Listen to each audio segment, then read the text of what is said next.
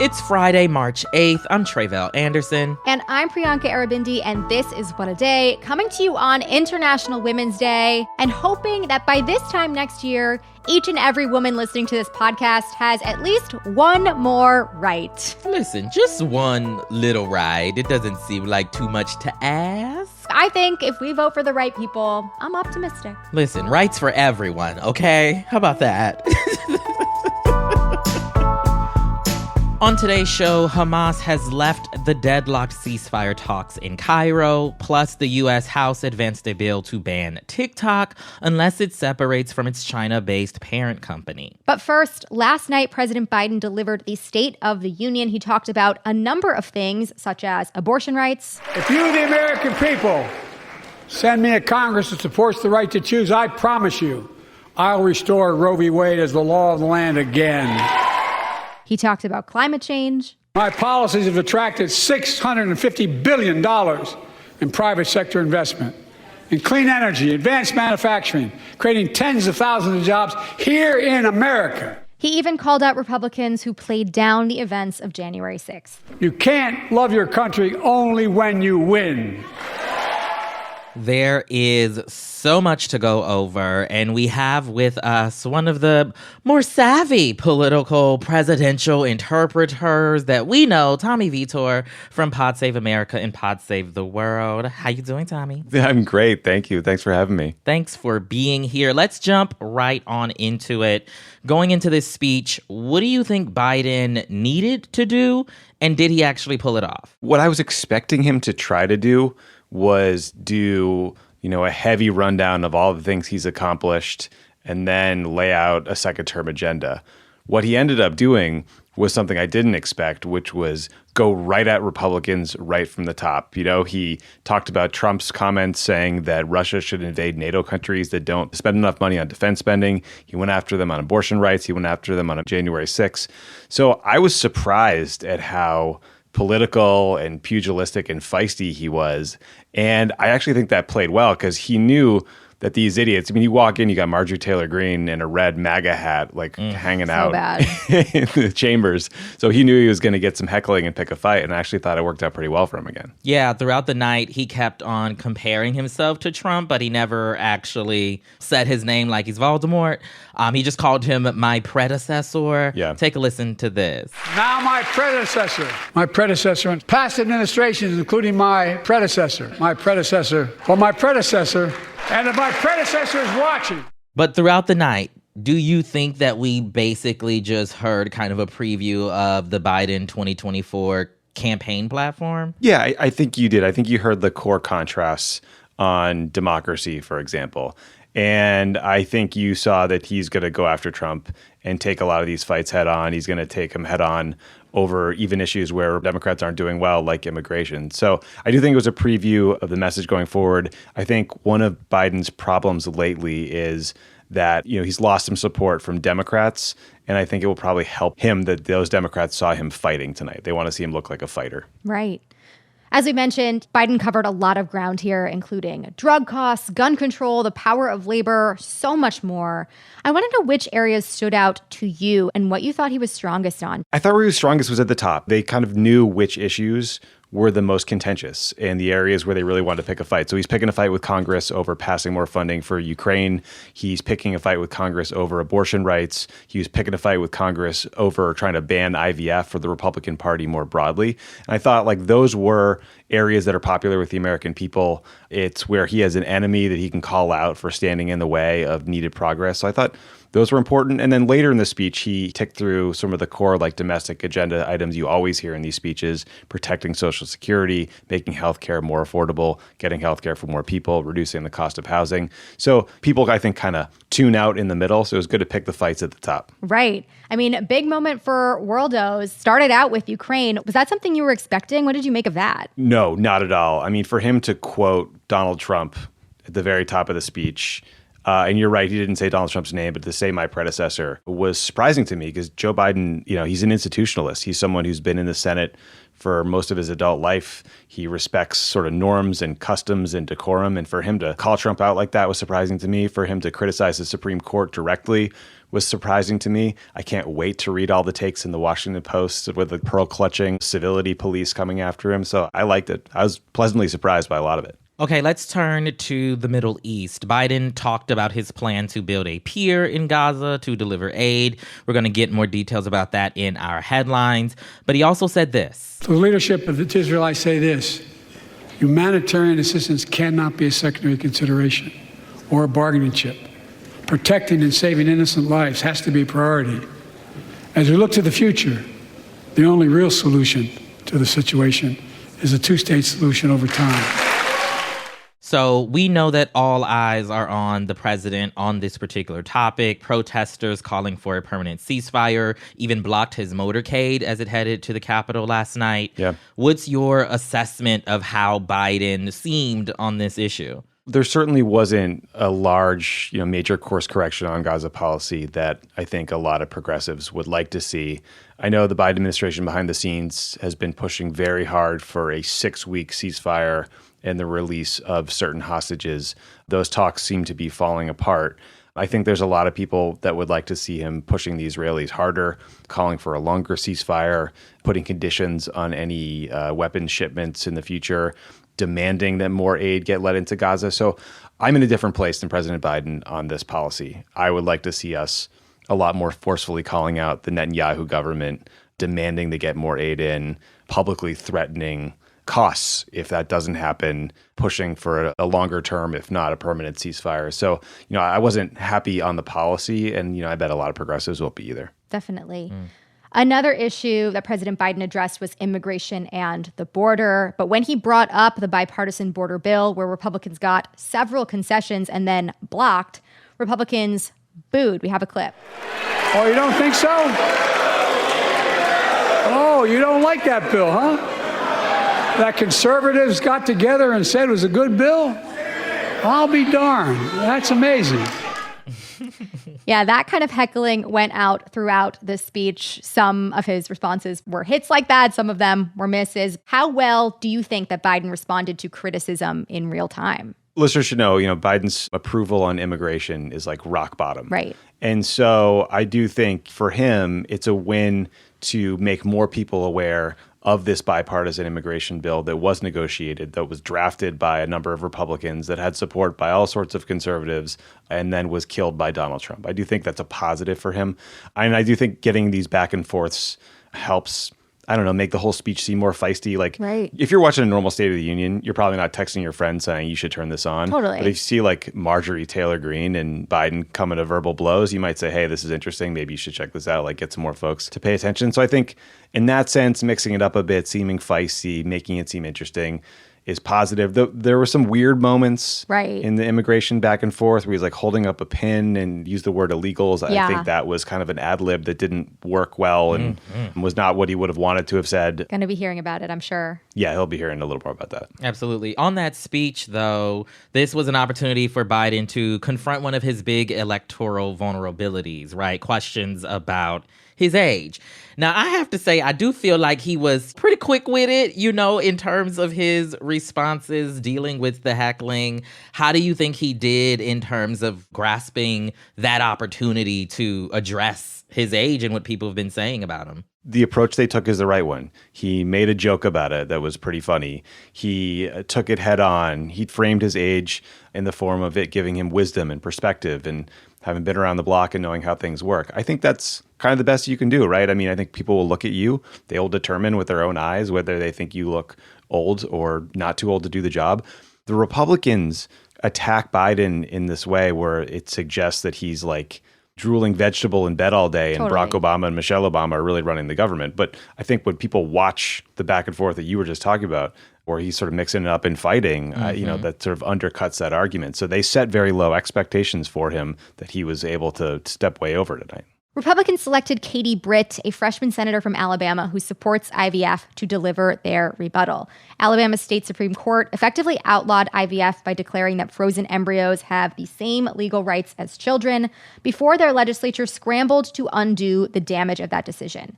Do you think the decision to pick Britt to deliver this address was a sign of insecurity among congressional Republicans on reproductive rights? I suspect they chose Katie Britt because she is seen as this exciting young rising star in the party. She's like in her 40s.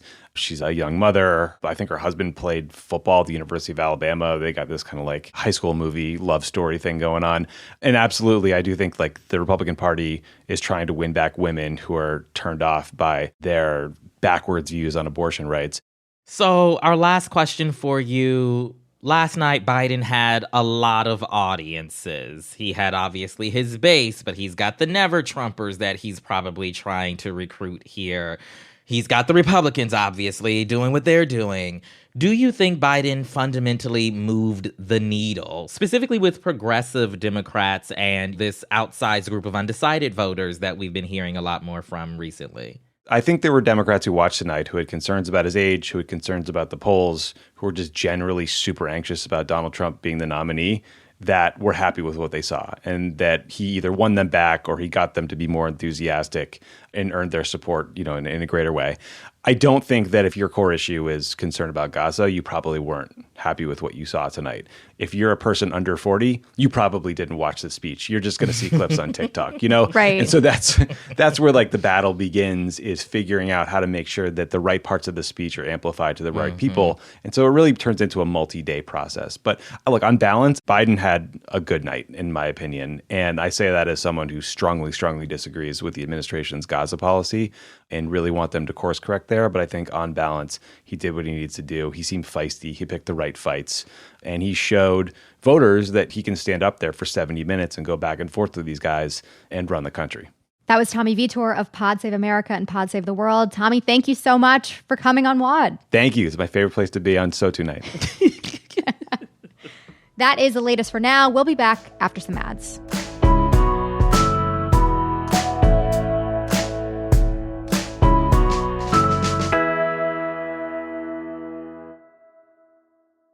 What a Day is brought to you by Vietor. Vietor's performance wear clothes are designed to look great no matter what you're doing, both in and out of the gym.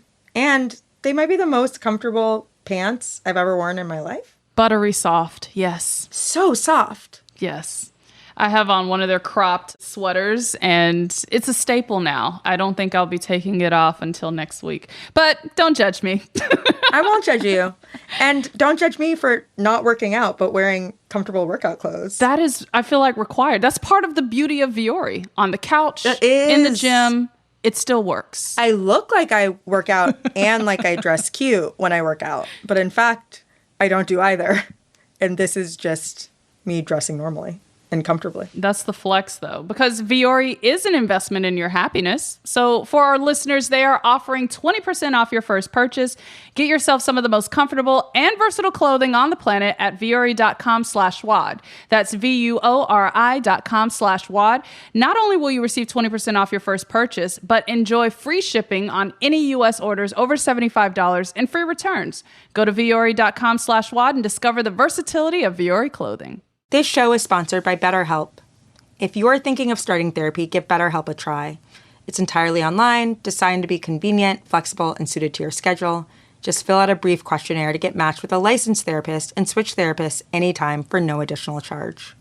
We're big fans of therapy on here on the show. We absolutely are. Yeah. We absolutely are, because listen, you're going to need it, okay, to get through this year ahead of us. And so why not check out BetterHelp to give you the necessary coping tools, you know what I mean, just to be able to keep on keeping on, all right? Learn to make time for what makes you happy with BetterHelp. Visit BetterHelp.com/WAD today to get 10% off your first month. That's BetterHelp, HELP.com/WAD. From amazing 5-bedroom, 2-story homes to beautiful 2 bedrooms with office space, Celebrity Homes has the perfect home for you. Our homes come with amazing features, vaulted ceilings, sprinkler systems, quartz countertops, designer light packages, and more. Plus, Celebrity Homes is proud to offer our new exclusive closing package. Get a refrigerator, washer-dryer, garage door opener, instant access to Wi-Fi, professionally installed blinds, and up to $3,000 towards closing costs. Yes, it's all included. Visit CelebrityHomesOmaha.com today. Let's get to some headlines. Headlines. As we mentioned earlier, President Biden announced at the State of the Union last night that the U.S. military will build a temporary port on Gaza's Mediterranean coast to help deliver more humanitarian aid. Earlier this week, the UN humanitarian coordinator for the occupied Palestinian territory said that in Gaza, quote, hunger has reached catastrophic levels. Biden's proposal would act as a kind of floating pier to add another path for aid to get to the people who need it. But it's still unclear if Israel has given permission for this to be built, according to the New York Times. And on the ceasefire front, things are still stalled. Negotiators representing Hamas left Egypt on Thursday without a breakthrough in talks. Egypt, Qatar, and the United States have been trying to mediate a ceasefire deal before the Muslim holy month of Ramadan, which begins the evening of March 10th. That is a time where they fear that violence may escalate even further. Sweden became the newest member of NATO on Thursday. It's a blow to Russian President Vladimir Putin, who sees the group as a threat and has tried to stop its expansion.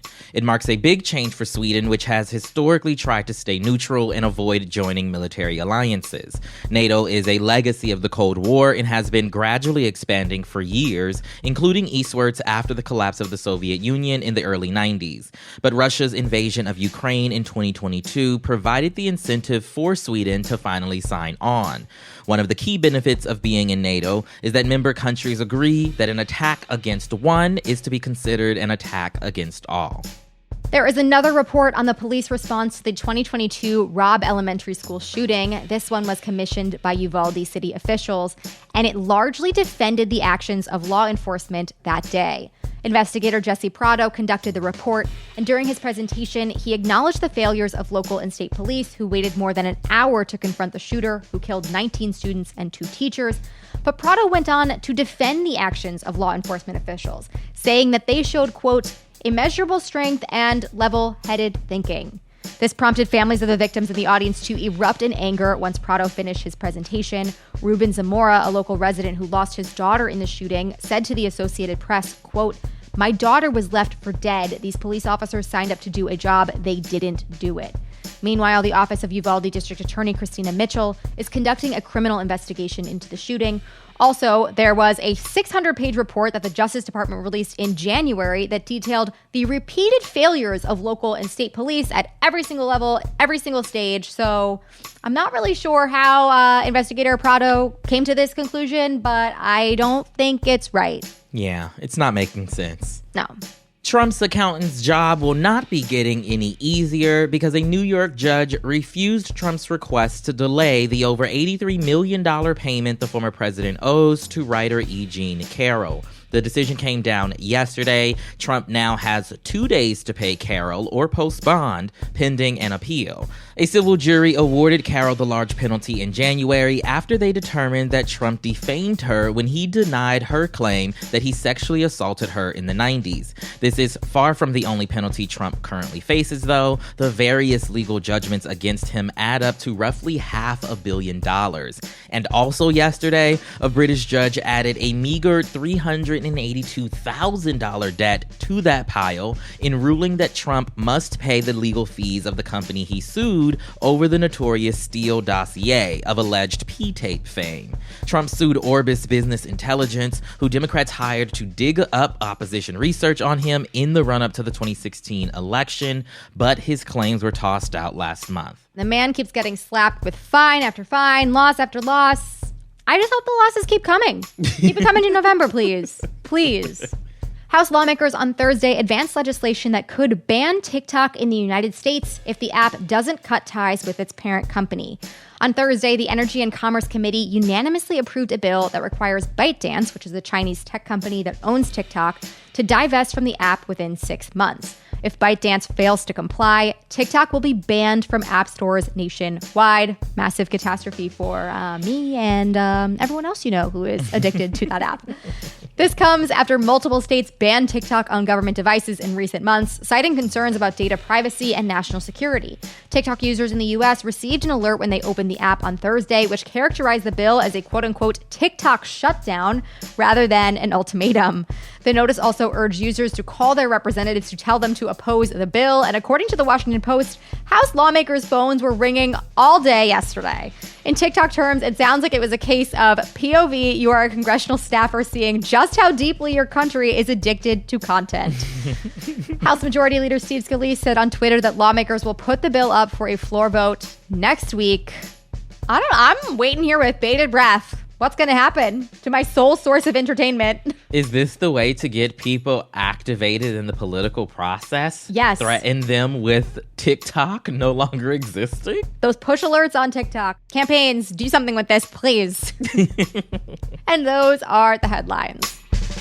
One more thing before we go. Hello, Biden-Trump matchup. Stopping Trump in November will take more than just your vote on Election Day. And with Vote Save America, it is easier than ever to find virtual and in-person volunteer opportunities that are right for you. Use VSA's Political Action Finder to identify the causes that you care about, and they will tell you the most high-impact ways to get involved from your state all the way to the White House. Go to votesaveamerica.com/volunteer to get started. That is all for today. If you like the show, make sure you subscribe, leave a review, remind your representative you love TikTok, and tell your friends to listen. And if you are into reading and not just the Steele dossier after all these years like me, What a Day is also a nightly newsletter. Check it out and subscribe at crooked.com/subscribe. I'm Priyanka Arabindi. I'm Tre'vell Anderson. And happy International Women's Day. You know, 1 year, this day will actually feel happy. And I am holding out hope that that year is soon. Soon come, okay? Yes.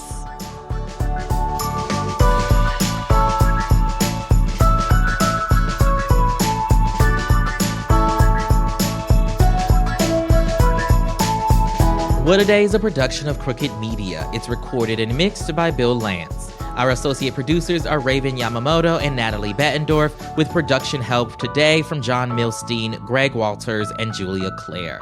Our showrunner is Leo Duran, and our executive producer is Adrian Hill. Our theme music is by Colin Gilliard and Kashaka.